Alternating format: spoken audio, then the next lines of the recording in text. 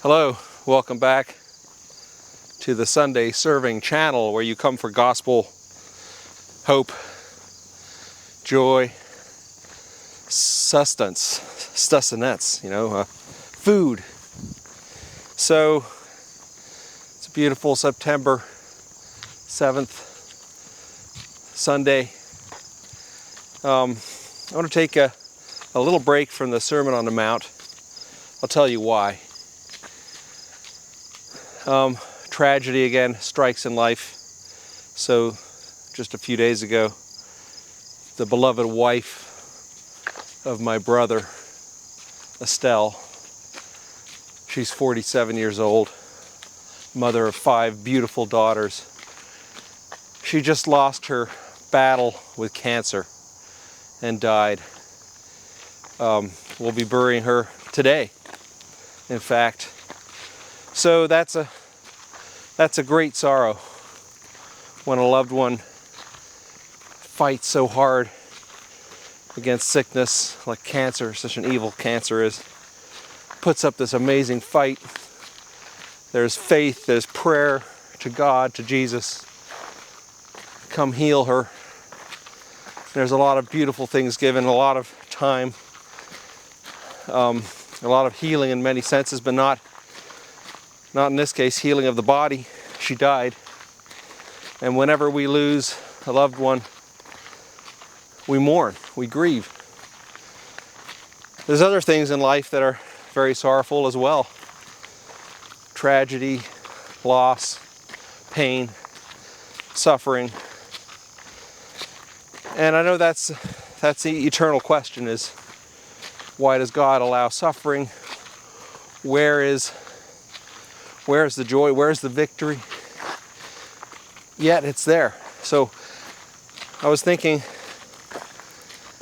this week to turn to the Gospel of John, where there's a very beautiful word of Jesus. Actually, one sentence that sums it up, gives such hope, gives such purpose, even, or maybe because of tears, because of sorrow. Listen to this. I'm sure you might be familiar with it. The 16th chapter of John.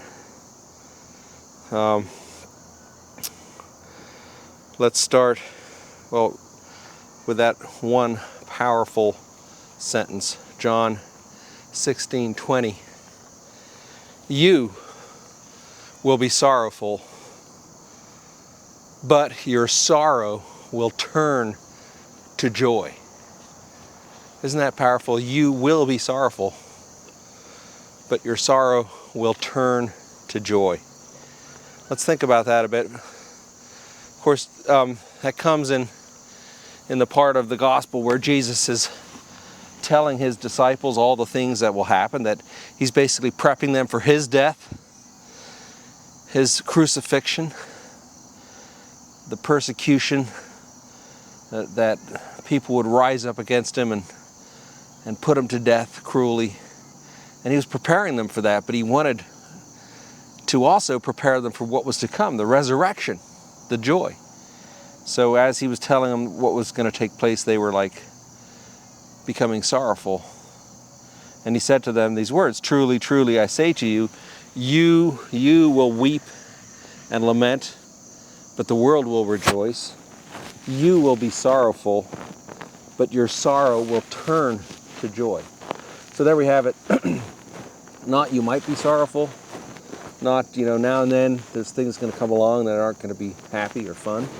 No, Jesus says you will be sorrowful. There will be trials, there will be pain, there will be tears, there will be that heaviness of heart. It will happen. No questions asked. You will die. Your loved ones will die. But your sorrow will turn to joy. I love that because it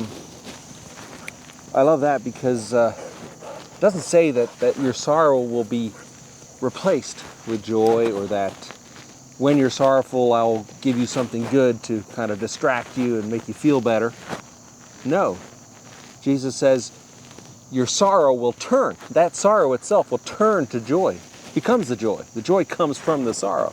The sorrow is the birth, is the seed to the joy. Okay, tears will turn to laughter. And that is the mystery. That is a mystery of life in Jesus, in God. That is the story of resurrection. So when something painful happens like death, we're sorrowful, and that's a given. But we can't run away from that pain, that sorrow. We can't avoid it. We can't distract ourselves. We can't harden ourselves. You have to embrace it. You have to go through it, because that sorrow, those tears will turn to joy. And that joy will be everlasting and will be so much greater than anything we know.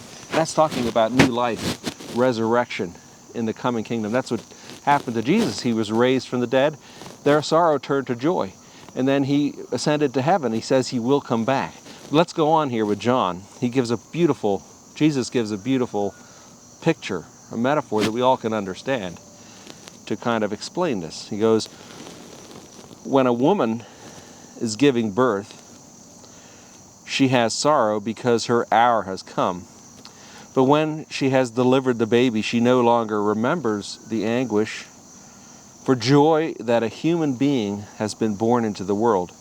So also you have sorrow now, but I will see you again, and your hearts will rejoice, and no one will take your joy away from you. I love that. So that's amazing, because there's another miracle of life for all people, for all animals, really, the conception of a baby and how a mother nurtures that in her womb for whatever the gestation is. For people, it's 9 months. And then there's childbirth, which is a painful process. Labor is painful. There's pain. There's crying. And he gives that picture. So a mother might be in the labor pains and be crying out in pain, but right through that pain comes the birth of a new baby, full of life, a new miracle, a new person. And all of that sorrow disappears when you see that baby and hear him or her cry for the first time. And those tears turn to laughter, to joy, to thanksgiving. And that's another part, to thank God. So even when we're sorrowful, even when there's pain, there's new life coming. Hang in there. Okay, that sorrow will turn to joy. So he used that picture of birth. And that's, I guess, the metaphor of the mother experiencing that. But what about the baby? Because death from this life is actually birth to the new life, to life eternal. And so that's another beautiful metaphor. So think of the baby there in the womb, curled up, surrounded by amniotic fluid, so it's not breathing air. It's getting its life, its oxygen, its food from the mother. And there's change. Maybe that baby is scared. Maybe that baby goes through pain. And through that pain, all of a sudden, there is new life. There is, instead of receiving the food and the oxygen from fluid and from blood, there's that first breath. The lungs expand. There's light. There's air. It's scary, but there's that new life. So for when we die, and it's natural to be a little bit anxious, but have faith, because that new life, who knows what it's going to be like. It must be amazing. And there's joy, and there is new life. So whether it's a person dying and meeting Jesus and that life after death, which is real, which is true, or it's us behind, the mother, going through that pain of death, of separation, we have to hold on to that faith that God's got it, that there is that welcome. There's those mansions in heaven that Jesus said he will return and bring us there. And not only that, he promises that that new heaven and that new earth, that new life is going to come here on earth, as it is in heaven. That's in the Lord's Prayer. So there's so much to, even while we grieve, and maybe not even while we grieve, because we have tears, we gotta go with that. We gotta go through that. We gotta embrace it and hold on to that joy, because Jesus promises that your sorrow will turn to joy, your tears to laughter. And it's all over in the Bible too, in the Old Testament. Let's read a couple of those passages. Isaiah, Jeremiah, the Psalms. And then that's reflected in the New Testament, what Jesus said, and in the book of Revelation, where John has these visions of the kingdom and the new world. So let's just read a couple more of those today. Isaiah 35:10. So the redeemed of the Lord will return and enter Zion with singing, crowned with everlasting joy. Gladness and joy will overtake them, and sorrow and sighing will flee. So there it goes again. That joy will come to the redeemed, and sighing and sorrow will flee. Psalm 126, 5-6. Those who sow in tears will reap with shouts of joy. He who goes out weeping, bearing a trail of seed, will surely return with shouts of joy, carrying sheaves of grain. That's a beautiful picture there too. Harvest, it's harvest time here in the Northeast. Grapes and apples, and I guess out in the plains they're harvesting, or maybe have already harvested all the grain. But there's many things coming to harvest. It says you're going to sow, you're going to plant those seeds with hard work, with tears, but then you'll reap, you'll gather that harvest, the fruit of your labor, with shouts of joy. You go out with weeping, bearing this trail of seeds. I love that picture. And you'll return with shouts of joy, carrying sheaves of grain, the harvest. Isaiah 25:8, he will swallow up death forever. The Lord God will wipe away the tears from every face and remove the disgrace of his people for the whole earth, for the Lord has spoken. So that picture of God wiping away those tears at the end when he brings his perfect kingdom of heaven to earth, and all sickness and all death and death is the final enemy. All tears, all sighing and moaning will flee away forever. So that's prophesied by the prophets and thousands of years ago. And then Jesus lived it out, and actually Jesus came for that and suffered that death for us, took that pain on himself, was raised again, but it's not finished yet because he has to come back and return. Let's just end off with Revelation 21:4. He will wipe away every tear from their eyes, and there will be no more death or mourning or crying or pain, and the former things have passed away. So there it is. That day is coming.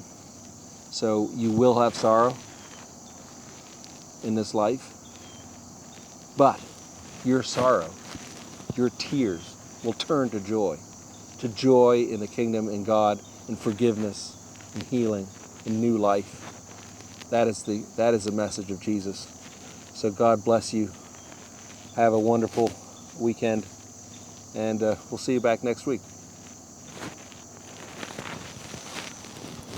Come on, Remy, let's go. Delta.